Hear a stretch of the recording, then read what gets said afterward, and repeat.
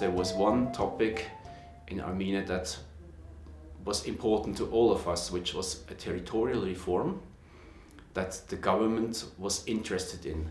A territorial reform to enlarge municipalities, to make the system more efficient. And this was something that everybody agreed on. So the first thing we did is actually we just looked around who did what. I even sat into the car of other organizations and went to the field. And then we did a mapping. So once we had done this mapping, we showed it around to our fellow development partners, and it was kind of an eye-opener in the sense that people knew probably about the overlapping that was existing, but when they saw it black and white, they would say, "Oh, you're right, that's really an issue."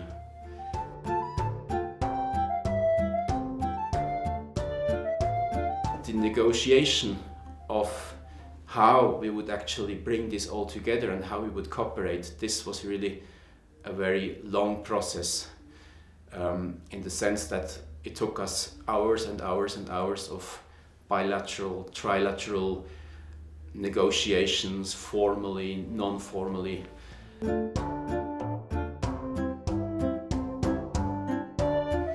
So around this core of territorial reform, we started to build a little group, which first was basically SDC, GIZ and USAID.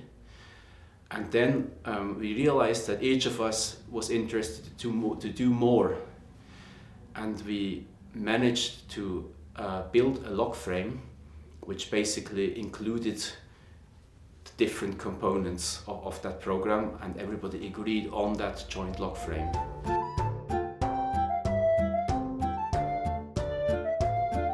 It took us a lot of time to actually find out what kind of agreement we could establish between ourselves.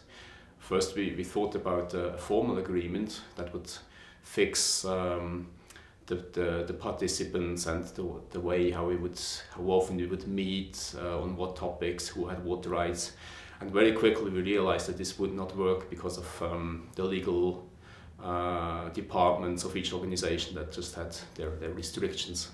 What we ended up with was basically one slide of a PowerPoint that we had elaborated jointly, which was very simple. We basically agreed on the core of the program, which was this territorial reform.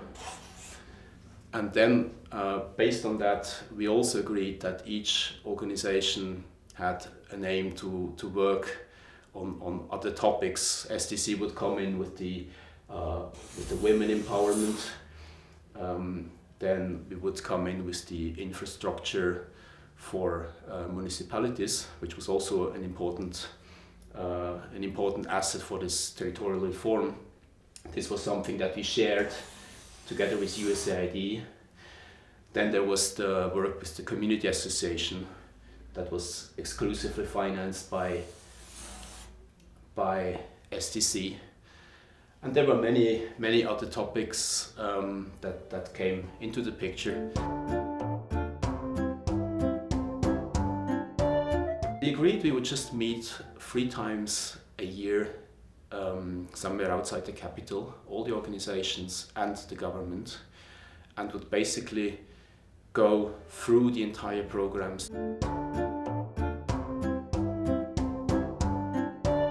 We really discussed nitty-gritty of implementation, and I think that was also the key to the success, in the sense that we were not just there like in the usual donor coordination meeting, informing each other of what each of us did and then say goodbye, but we really forced each other to go into the matter.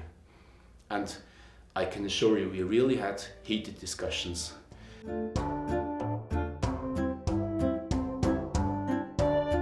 It took a lot of time to overcome skepticism, because especially at the beginning the government would say that this coordination mechanism was just another headache on top of what they already had to do in order to coordinate all the partners.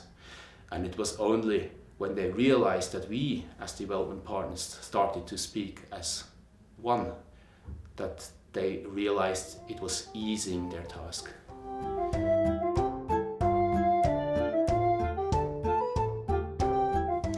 I think one of the biggest achievements was the trust which we managed to create among the development partners, but also with the government. With this coordination mechanism, we started to speak as one.